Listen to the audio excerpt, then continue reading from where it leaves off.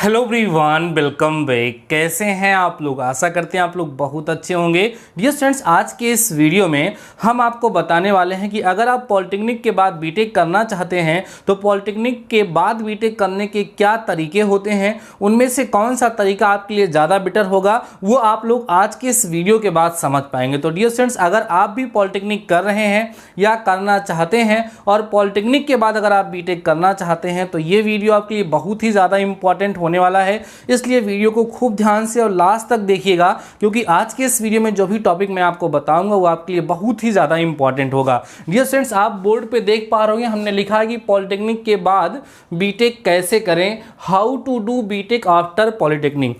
कई सारे बच्चे, मेजॉरिटी ऑफ स्टूडेंट्स हमारे पॉलिटेक्निक कर रहे हैं, उनके माइंड में ये बात जरूर से जरूर आती है कि हम पॉलिटेक्निक के बाद बीटेक भी करना चाहते हैं, क्योंकि डियर स्टूडेंट्स आपको पता है कि पॉलिटेक्निक एक डिप्लोमा है और बीटेक जो है वो एक टेक्नोलॉजी की डिग्री होती है। तो जाहिर सी बात है कि अगर आप पॉलिटेक्निक के बाद बीटेक भी कर लेते हैं तो आपका जो वैल्यू है, आपकी जो वैल्यू है और ज़्यादा बढ़ जाती है और अच्छी जॉब पाने के चांस आप लोगों के वहाँ पर बनने लगते हैं। तो डियर स्टूडेंट्स, आइए हम बात करते हैं कि पॉलिटेक्निक के बाद अगर आप बीटेक करना चाहते हैं तो कैसे कर सकते हैं। डियर स्टूडेंट्स, यहाँ पर मैंने मेंशन किया है कि पॉलिटेक्निक के बाद अगर आप बीटेक कर, वीडियो बहुत ही ज़्यादा इंपॉर्टेंट है, खूब ध्यान से एक एक टॉपिक को समझ लीजिएगा और लास्ट में अगर आपको वीडियो पसंद आएगा और चैनल पे आप नए हैं तो जरूर सब्सक्राइब करिएगा और अपने दोस्तों के साथ शेयर करिएगा। डियर स्टूडेंट्स, आइए समझिएगा, हमने यहाँ पर लिखा है कि पॉलिटेक्निक के बाद बीटेक करने के लिए आपके पास दो रास्ते हैं। रास्ता नंबर पहला तरीका बच्चों है lateral entry exam,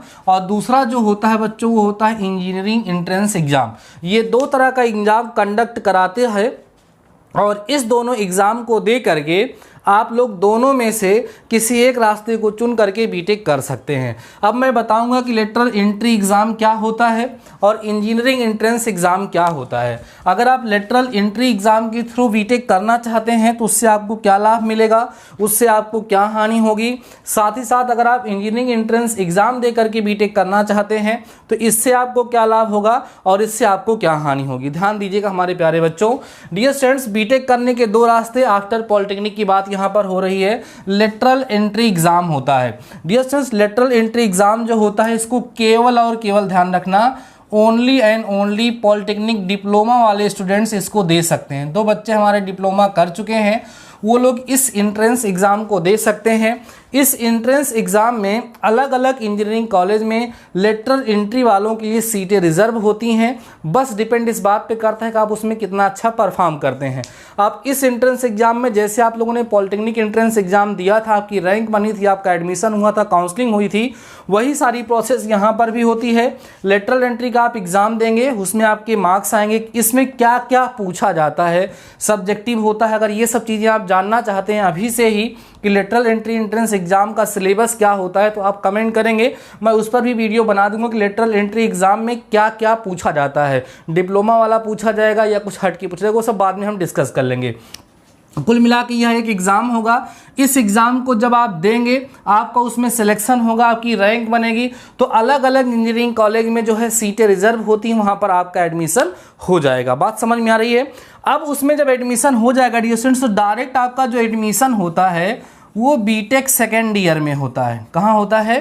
BTech second year में होता है। आपको पता है डियर स्टूडेंट्स कि बीटेक जो है हमारा वो 4 साल अर्थात 4 ईयर्स का कोर्स होता है।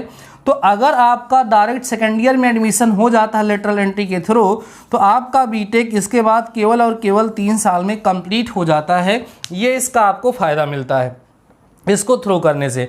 अब इसमें नुकसान क्या होता है? कई सारे बच्चे सोचते हैं कि सर हम आईआईटी में या हम जो है नीट में जो है सिलेक्ट होना चाहते हैं, ठीक है, उसमें हम लोग एनआईटी में, ठीक है, या मतलब आईआईटीज़ या एनआईटीज़ में हम एडमिशन लेना चाहते हैं।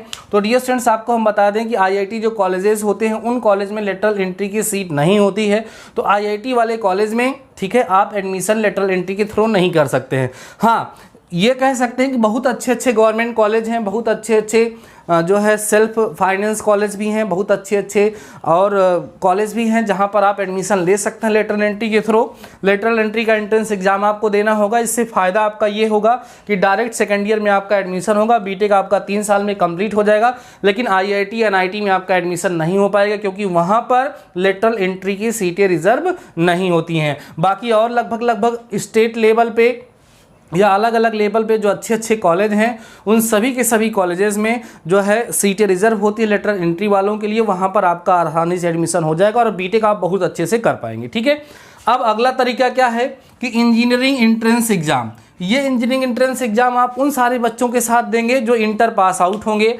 जैसे आप लोगों की जो परीक्षा होती है जेई की, ठीक है, उसमें जो जॉइंट एंट्रेंस एग्जाम होता है वहाँ पर IIT वाले एग्जाम में आप बैठेंगे तो इसमें आपको लाभ ये मिलेगा कि आप IIT या NIT में भी आपका एडमिशन हो सकता है। ठीक है, क्योंकि वहाँ पर आप लोग एक खुली फाइट करेंगे ऑल इंडिया के स्टूडेंट्स के साथ। वहाँ पर आपको कोई छूट नहीं मिलेगी।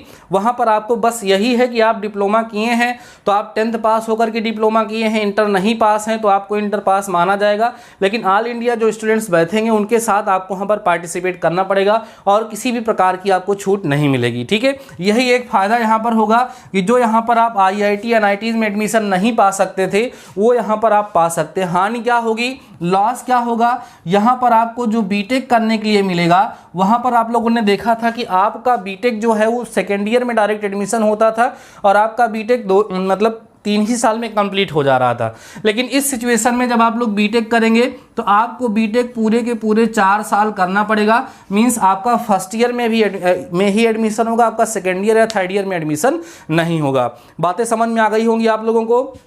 तो अगर आप पूछोगे सर कि मेरे लिए बेटर क्या है, जैसे हमने तो आपको बता दिया कि आप पॉलिटेक्निक के बाद अगर बीटेक करना चाहते हैं तो आपके पास रास्ते कौन कौन से हैं।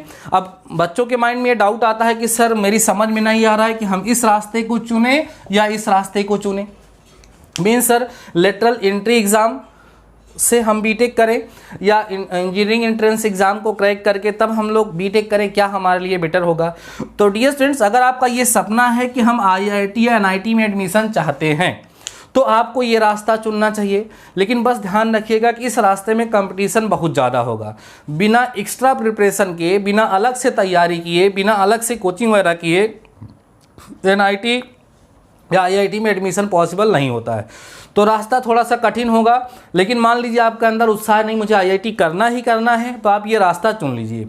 लेकिन मैं आपको ये वाला रास्ता प्रीफर करूँगा। ये वाला रास्ता क्यों प्रीफर करूँगा, क्योंकि यहाँ से जो बीटेक करेंगे, यहाँ से जो बीटेक करेंगे लगभग दोनों की वैल्यू सेम ही होगी, बहुत ज़्यादा डिफरेंस नहीं पड़ेगा। हाँ भाई, IIT की अपनी एक अलग वैल्यू होती है, वो ठीक है, बट आप यहाँ से भी, क्योंकि आपके पास 3 ईयर का डिप्लोमा का एक्सपीरियंस होगा और प्लस में 3 ईयर का आपके पास डिग्री माने बीटेक वाला होगा, तो 6 ईयर का आपका एक्सपीरियंस हो जाएगा। तो आपको कोई दिक्कत नहीं होगी, आप अच्छी खासी जॉब ऑब्टेन कर सकेंगे। तो अगर आप अच्छे गवर्नमेंट कॉलेज से बीटेक करना चाहते हैं और चाहते हैं कि हमें अलग से प्रिपरेशन वगैरह ना करनी पड़े, तो आप हल्की फुल्की प्रिपरेशन करके, क्योंकि यहाँ पर सीटें आप लोगों के लिए रिजर्व होती हैं, कोई दिक्कत नहीं होती है, तो आसानी से आप लोग यहाँ पर एडमिशन पा सकते हैं और अपने बीटेक के कोर्स को भी यहाँ से अच्छे से कर सकते हैं और अपना फ्यूचर बहुत ही अच्छा बना सकते हैं। तो डियर स्टूडेंट्स, ये बीटेक करने का 2 तरीका होता है, 2 ऑप्शन होते हैं, जिनमें से कोई भी आप लोग चूज़ कर सकते हैं। अगर अब आप ये जानना चाहते हैं कि भाई लेटरल एंट्री एंट्रेंस एग्जाम क्या होता है, कैसे दिया जाता है, क्या क्या उसमें पढ़ना पड़ता है, उसके बारे में मैं भी आप लोगों के साथ डिस्कस कर दूंगा अलग लेक्चर में। अगर आप ये जानना चाहते हैं कि इंजीनियरिंग एंट्रेंस एग्जाम क्या होता है, इसमें कहाँ कहाँ का सिलेबस पूछा जाता है, इसमें क्या क्या चीज़ें पढ़नी पड़ती हैं, तो वो भी मैं आपके साथ डिस्कस कर दूंगा। बहरहाल अभी ये पूरी की चीज़ें जो भी मैंने यहाँ आपके साथ डिस्कस की हूँ आपको समझ में आ गई होंगी और आपको ये वीडियो काफ़ी ज़्यादा बेनिफिशियल लगा होगा।